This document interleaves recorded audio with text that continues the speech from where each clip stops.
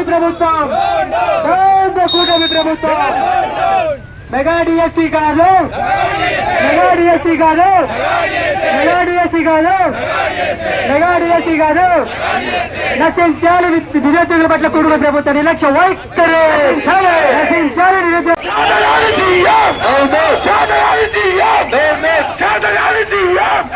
కూటమి ప్రభుత్వ వైఖరి.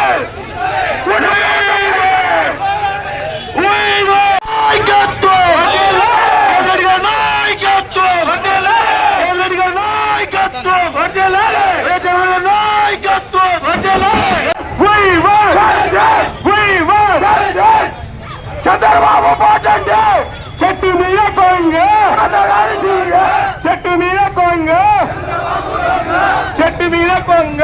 చంద్రబాబు అంటే విద్యాశాఖ మంత్రి వెంటనే రాజీనామా చేయి, లోకేష్ బాబు వెంటనే.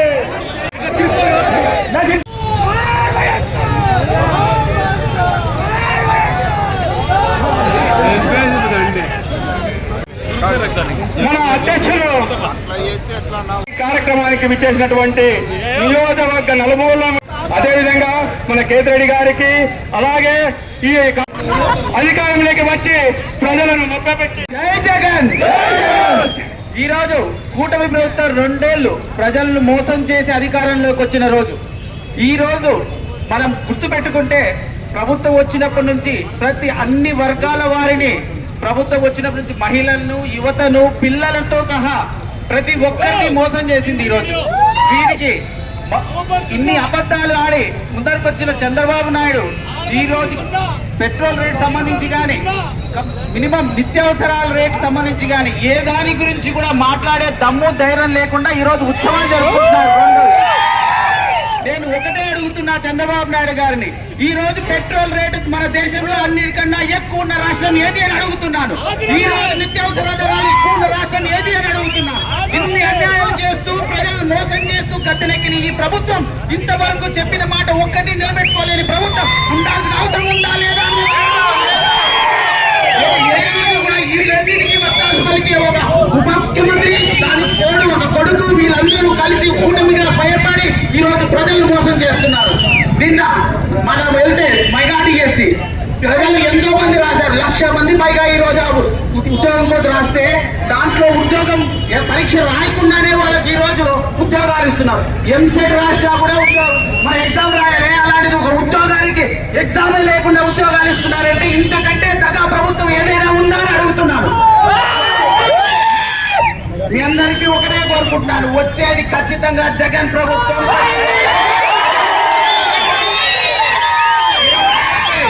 ఎవరైతే మనల్ని ఈ రోజు హింసిస్తున్నారో, కేసులు పెడుతున్నారో వాళ్ళందరికీ కూడా తగిన గుణపాఠం చెప్పే రోజు త్వరలోనే ఉంటుందని.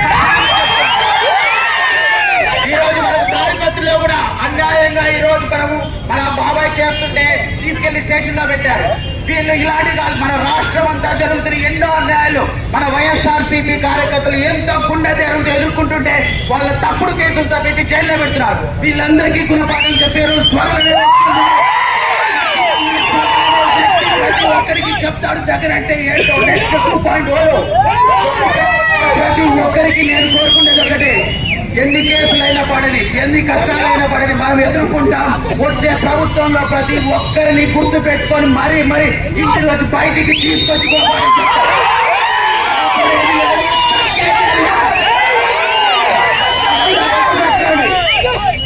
ఈరోజు జనాలు, రైతులు ఒక్కడికన్నా రైతు భరోసా కానీ అమ్మో స్కూల్ స్టార్ట్ అవుతున్నాయి, రేపు 2 స్కూల్ స్టార్ట్ అవుతుంది. ఇంతవరకు స్కూల్ బ్యాగులు లేదు. మనోడికి మాత్రం రోజు సింగపూర్ లో, మలేషియాలో కూర్చొని వాళ్ళ పిల్లలకు మాత్రం స్కూల్లో చదువు నేర్పించుకుంటారు. ఇంతవరకు ఒక్క స్కూల్ పాపానికి పోలేదు. నేను కోరుకునేది ఒక్కటే, రైతులు, మహిళలకు 1500 ఇస్తానని చెప్పిన మాట ఏది కూడా గుర్తుపెట్టుకోలేదు. మళ్ళీ ఏం చెప్తాడు, అన్ని పథకాలు ఇచ్చేసాము, సూపర్ 6 అంటారు, సూపర్ ఫ్లాప్. ఈ రోజు చెప్తున్నాను, జనాలు మురికినే సైలెంట్ గా ఉన్నారు కదా అని మర్చిపోతండి. జవాబు చెప్పే రోజు వచ్చిన రోజు ఈవీఎంలు బద్దలు కొట్టుకొని బయటకు వస్తారు. అందరినీ కోరుకుంటున్నాను, మీలో ఉన్న ఈ పౌరుషం, ఈ ఓపిక, ఇంకా ఓపిక పట్టండి. ఒక్క 3 సంవత్సరాలు మాత్రమే. వచ్చేది మాత్రం వైఎస్ఆర్ ప్రభుత్వం. ఇక్కడికి వచ్చిన ప్రతి ఒక్కరికి నేను కోరుకున్నాను. అందరికీ కూడా ధన్యవాదాలు తెలుపుతున్నాను. Thank you.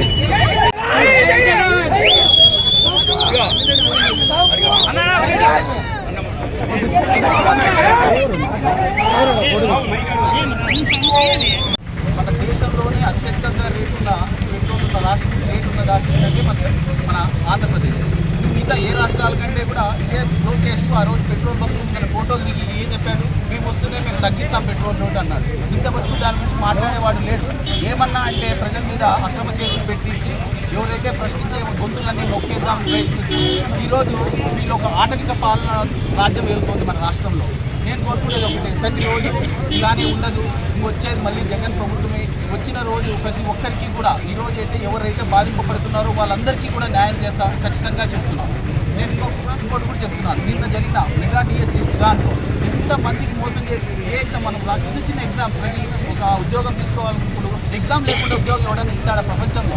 అంటే ఇప్పుడు ఎంసెట్ ర్యాంకే ఉంది, ఒక సీట్ కావాలా, నువ్వు ఫస్ట్ ఎంసెట్ రాయి, తర్వాత నీకు స్పోర్ట్స్ కోటానో లేకపోతే ఇంకొక మిలిటరీ కోటానో ఏదో కోటాలు ఉంటాయి. ఇక్కడ అసలు ఎగ్జామ్ రాయకుండానే స్పోర్ట్స్ కోటా, ఇంటర్ కాలేజ్ అంటే నాకు మన కాలేజ్ గవర్నమెంట్ కాలేజ్ 2 రోజులు డిగ్రీ కాలేజ్ ఎక్కడ ఇంటర్ కాలేజ్ వాళ్ళు కూడా సర్టిఫికెట్ వాళ్ళే ఇష్యూ చేసి వాళ్ళే ఉద్యోగాలు ఇచ్చి ఒక్కొక్క ఉద్యోగానికి 15 నుంచి 20 లక్షల దాకా మోసం చేసి జనాలు ఈరోజు ప్రభుత్వంలో జరుగుతున్న సంఘటనలు ఇవన్నీ.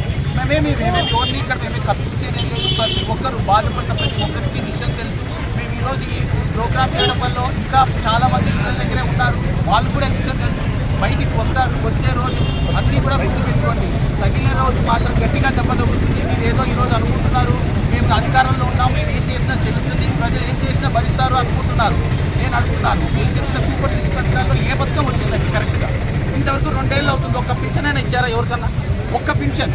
భర్త చనిపోతే భార్యకి ఇస్తున్నారు, భార్య చనిపోతే భర్తకి ఇస్తున్నారు. ఆ పింఛన్లు తప్ప కొత్తగా ఒక్క పింఛన్ ఇచ్చిన పాపాన పోలేదు. స్కూల్ స్టార్ట్ అవుతున్న బ్యాగులు లేవు, అమ్మకు వందనం లేదు, రైతులకు ఎటువంటి కూడా పథకాలు అందట్లేదు. ఇంత దౌర్భాగ్యం ఉన్న పరిస్థితుల్లో కూడా ఏ రోజు కూడా ఏమీ మాట్లాడలేదు. ఇంకా సంబరాలు జరుపుకుంటున్నారు. 2 ఏళ్ళు కంప్లీట్ బాగా కంప్లీట్ చేశాము, బాగా చేశామని మంచి ప్రభుత్వం అని చెప్పుకుంటూ ఈరోజు 2 ఏళ్ళు సంబరాలు జరుపుకుంటున్నారు. ఇది ఒక దౌర్భాగ్యమైన ప్రభుత్వం, ఇది ఒక దగా ప్రభుత్వం. మీరు చేసిన అన్యాయం ఎక్కడికి పోదు, ప్రజలు ఖచ్చితంగా గుర్తుపెట్టుకుంటారు. చెప్పే రోజు మాత్రం ఖచ్చితంగా మీరందరికీ సమాధానం చెప్పే రోజు గట్టిగా చెప్తాము. మళ్ళీ అలా ఇలా ఉండదు. ఒకటే మాట చెప్తున్నా, ఈరోజు ఉన్నారు ఒక్కొక్కరు మైకులు ఉన్నాయి కదా అని ప్రతి ఒక్కటి వచ్చి ప్రతి చిల్లర మాట్లాడుకుంటూ వెళ్తున్నారు. మీరు గుర్తుపెట్టుకోండి, ఈ మాటలు ఎక్కడికి పోవు, అన్ని రికార్డెడ్గా ఉంటాయి. మీరు మళ్ళీ ఇళ్లలోంచి బయటికి తీసుకొచ్చి కూడా మరీ పోలీసులతో కొట్టిస్తారని వాళ్ళు ఏం మాట్లాడుతున్నారంటే మేము సర్టిఫికెట్లు మేము ఇష్యూ చేయలేదు, ప్రభుత్వం నుంచి మేము సర్టిఫికెట్లు ఇష్యూ చేయలేదు అంటారు. మరి ఎవరు ఇష్యూ చేశారు అంటే చిన్న అంటే వాళ్ళ సాఫ్ట్ బాల్ కానివ్వండి, వాళ్ళు చిన్న సంఘాలు వాళ్ళు ఇష్యూ చేసుకుంటారు. అవి 20,000 ఇస్తే నాకు కూడా సర్టిఫికేట్ వచ్చేస్తారు. అలాంటి ప్రభుత్వం అలా ఉంది ఈరోజు స్పోర్ట్స్. ఇలాంటివన్నీ కూడా అంటే దొంగ సర్టిఫికేట్. ప్రభుత్వం ఇచ్చేటి న్యాయంగా ఉంటాయా లేకపోతే ప్రైవేట్ పరంగా ఇచ్చే సంఘాలు ఇచ్చేటి న్యాయంగా ఉంటాయా?